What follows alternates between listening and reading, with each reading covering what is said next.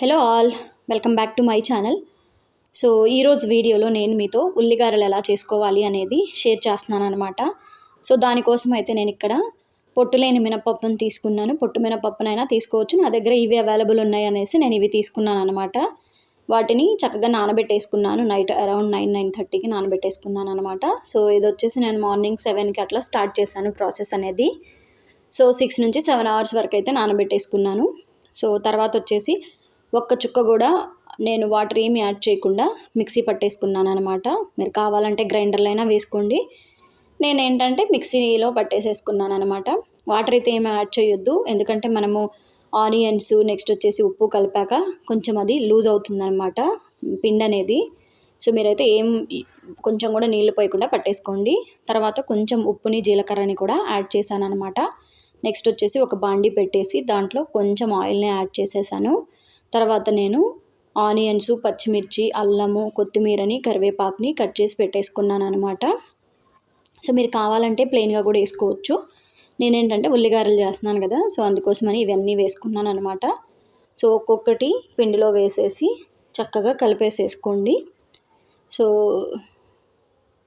అంటే వాటర్ ఏమీ వేయకుండా ఉండండి, ఎందుకంటే వేస్తే లూజ్ అయిపోతుంది, మీకు గారె అనేది షేప్ అవుట్ అయిపోతుంది, రాదు. సో ఇది ఒకటైతే మీరు ఖచ్చితంగా గుర్తుపెట్టేసుకోండి. సో నేనైతే ఒక ప్లాస్టిక్ కవర్ని తీసుకున్నాను. కొంతమంది డైరెక్ట్గా చేత్తోనే వేస్తారు.